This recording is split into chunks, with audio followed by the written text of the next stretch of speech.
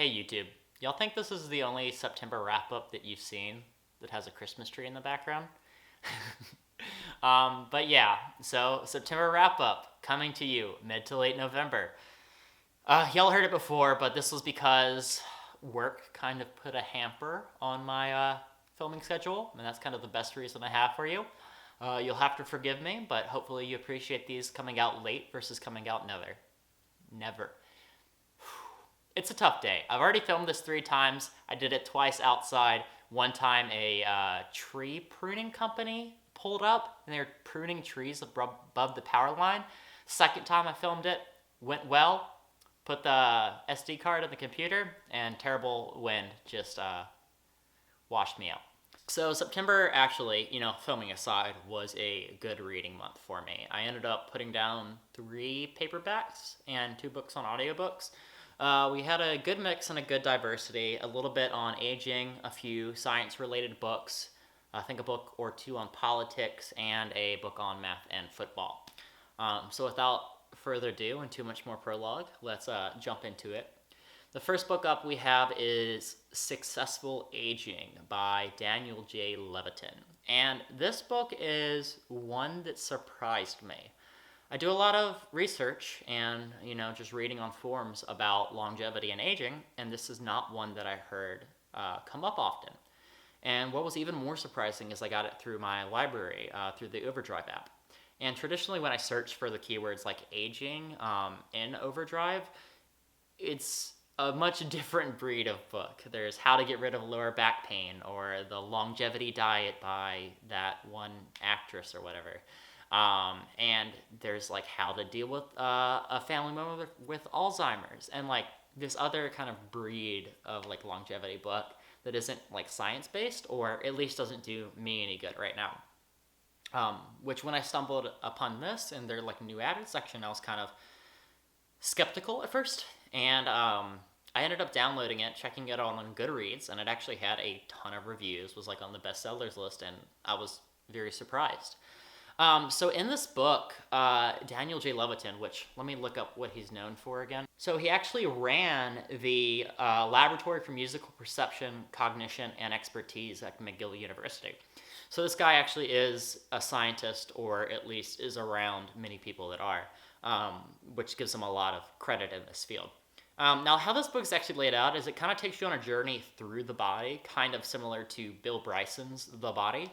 And basically, instead of talking about, how to prevent aging, like a lot of what I read, this is more on how to deal with aging. And the first step to that is he tries to like lay out, what's happening, like what is causing the accumulation of damage to these different areas. So he touches on the body itself, and he touches on eyesight, hearing, dementia, and what have you. But the way he does it is, I guess, very intuitive.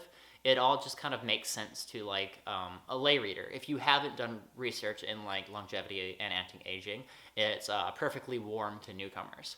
And what I also really like about this book is that not only does it talk about like the body, but what a lot of anti-aging books leave out is kind of like lifestyle. And this book really delves into it. So he talks about the importance of community, finding a role for our elders in society, not just throwing them out after they've, worked their 60 years in the workforce, and then they're, either too crippled to go back to the factory or what have you. Like, we need to rely on them for their wisdom and their expertise in order to make them feel valued and not depressed and what have you. And so it kind of provides this a whole other range that a lot of aging books don't cover. So if you or a family member are aging, like I would probably recommend 35 or up, once you start getting those lower back pains and what have you, then this is a good book as an actual guidebook. But if you're like me and you're just interested in the science and whatnot, it's still a fantastic read. It goes into a lot of interesting science about, how does the eardrum break down? Why can we hear high pitches at a younger age, but we can't at an older age? Why is an 80-year-old who does, acoustics in a room, like sound design, how is his hearing still better than a lot of 30-year-olds? And how can you train your body to age slower and to prevent the buildup of certain damages? So it is a fascinating book in that regard as well. all in all, if you're interested in either of those two things, you or your family members are aging, or you're just interested on how to prevent it, I would definitely recommend this. Second up, we have a book that I was scared of, and unfortunately, rightly so. So this was Sensoria by Mackenzie Ward. Still an absolutely beautiful cover, and I tried to do little tabs that color coordinated. So you got the little blue, yellow, and pink, and blue, yellow, and pink. I tried to do like a little flagging thing where I did one for definitions, one for just like notes, like what connected with me, and then one for like tabs off for additional reading. And you see a lot of in this book because I learned a lot of new words and I had to do a lot of additional reading. But yeah, this book was largely out of reach for me. In the Verso book haul, originally, I complained that I wasn't already understanding it like 50 pages in, and it didn't get better throughout the rest of the book. Basically, we put together like 20 different political theorists in this book and take each of their theories to try to piece together and learn what the whole of the landscape looks like.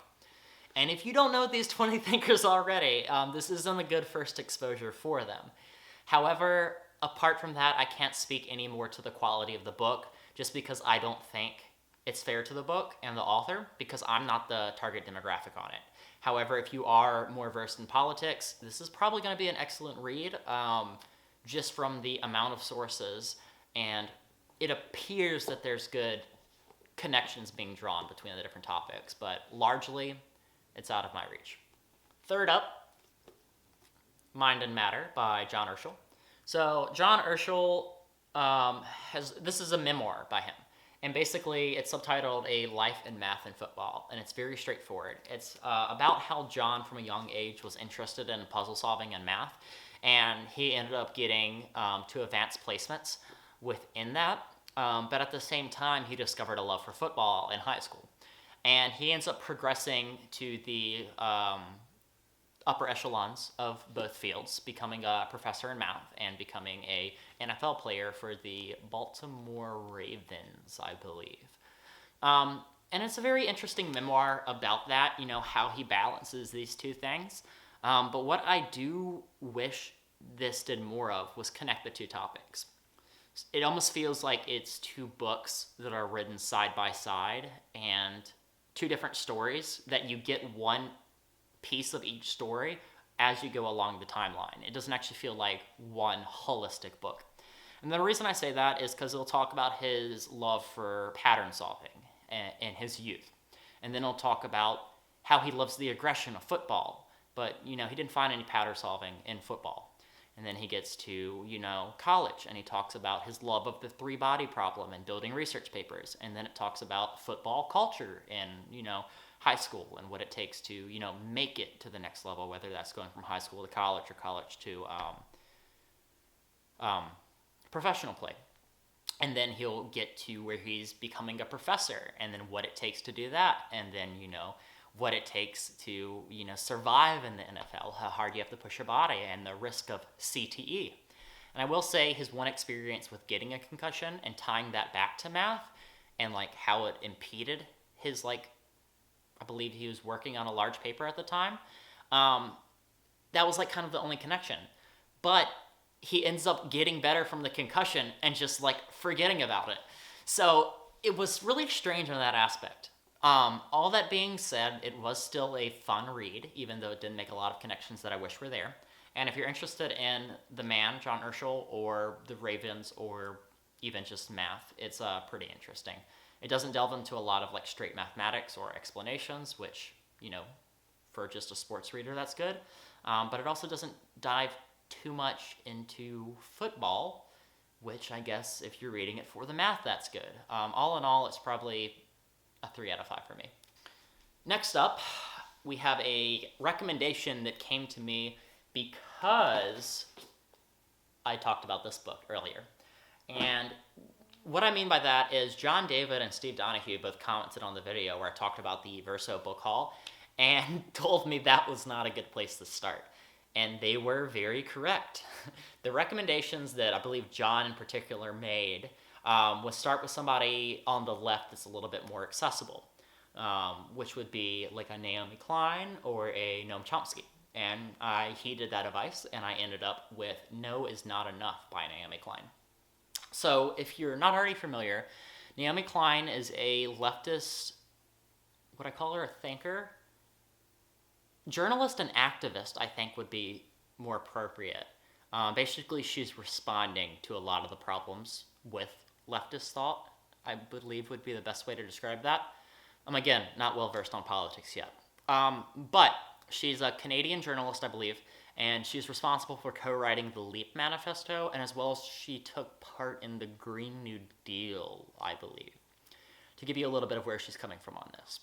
And basically, this book is written as a response to right-wing populism and the rise of Trump. And basically, what she's arguing is that a rise of corporate capitalism, a rise of branding, kind of like leading us to a post-truth, and then the rise of disaster capitalism, or kind of, I think she called it shock doctrine, kind of all those three things led us logically to where we are today.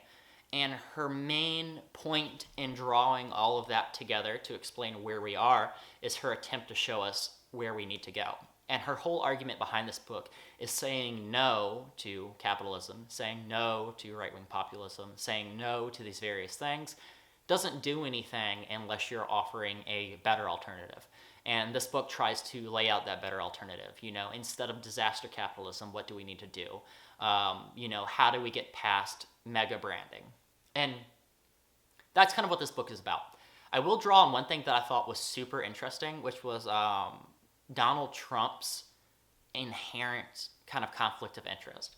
And I thought this was really interesting because obviously for political reasons, Trump gives up his $400,000 a year to charity. Kind of shows that, he's not needing this money, therefore he's not a conflict of interest. But what Naomi shows us in this book is a lot of what Trump sells is not merchandise, it's his name. And she talks about Mar-a-Lago and how it was actually purchased as like a presidential home in the 80s. But how the memberships of that used to be $100,000 per year. But since Trump became president, being associated with that added a higher dollar value via branding of the resort. And now it's $200,000 a year to join. Or how, certain deals in the Middle East, putting Trump's name, his franchise name, on a tower, how the cost of that keeps going up the more prolific of a man he is.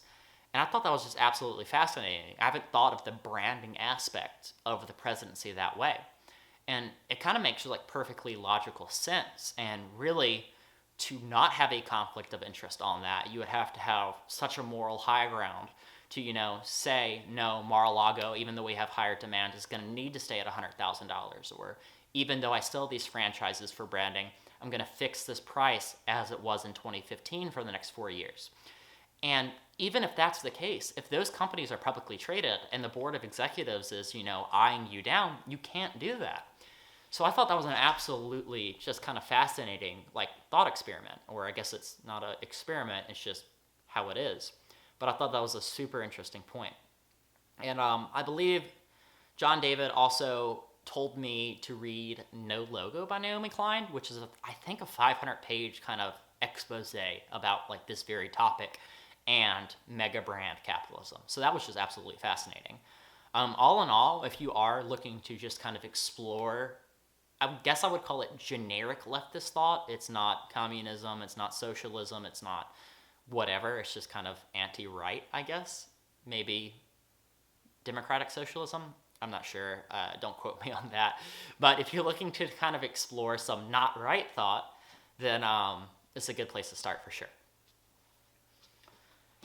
And then, my voice is wearing out already. I need to film more often. And then we have maybe my favorite book of the month, which was The Abolition of Aging by David Wood, the forthcoming radical extension of healthy human longevity. And David, this is a shitty cover. I don't know, is that supposed to be a condor because they live long? Dude, this was such a good book, and I didn't pick it up for like 8 months because I thought it was going to be just like a generic rehashing of what I've already read. But it was fantastic, and I'm kind of upset that I didn't read about this sooner because I judged the book by its cover. I mean, I guess there's a reason there's a quote for that, but come on, like, reel me in a little bit. But all that said, David is the chair of the London Futurist Organization. He's not a researcher, but he is a futurist. And I think that plays into his hand really well here. This book comes in at a hair over 400 pages with sources, and would I hesitate to say? I might just straight up say that this might be the best introductory book to longevity in a futurist sense, period. This book doesn't dive into the biology or how, we're actively trying to attack certain problems of aging. So it's not David Sinclair's Lifespan, where it talks about the information theory of aging. It's not Aubrey de Grey's Ending Aging, where it talks about the 7 aspects of sin. It's not that. So if you're looking for like the scientific approach, this isn't it. But what this is it starts off with a FAQ. What is longevity? How does this jive with religion? Is this anti-Christian? How does like different areas of society approach this? What is the ethical problems that we're going to encounter if this becomes a thing? So like, if we do get radical life extension, is this going to be available only to the upper class, or is this going to be able to be distributed downwards? How's this going to affect quality of life? Are we going to lose meaning? Like, it tackles all of the ethical and like philosophical questions that I've been itching to have answered, or at least gives a answer. I'm not thoroughly convinced on all of the responses, but this was a fantastic place to start and gives plenty of further reading. On top of that, he actually does something that not a lot of authors do, and that's kind of speculates and gives a number about how close we are, or what percentage chance do we have by a given day of solving aging. So let me look that up real quick and I'll tell you his number. So the number he actually ends up giving is a 50% chance by 2040. And a lot of this hinges on, funding and whatnot. Basically, in a vacuum where we have the perfect conditions, how fast does our research accelerate to get to the abolition? And in doing that, it kind of gives you some motivation on how to push this forward. So yeah, this book is fantastic. Like I said, since he is not a scientist dealing with this, he kind of has a broader scope on the subject. And throughout the book, all these gray areas you see are quotes and references to scientists, articles, papers, other books, what have you. So there is an absolute treasure trove of additional reading in this book as well. So yeah, if you're interested in this channel, what we do, longevity, anti-aging, this might be one of my highest recommended reads kind of out there. But yeah, that's all she wrote for my November-September wrap-up. As always, if you have anything you'd like to see me read, or if you have any thoughts on these books, I would love to have a conversation in the comments below. Until next time, see y'all around.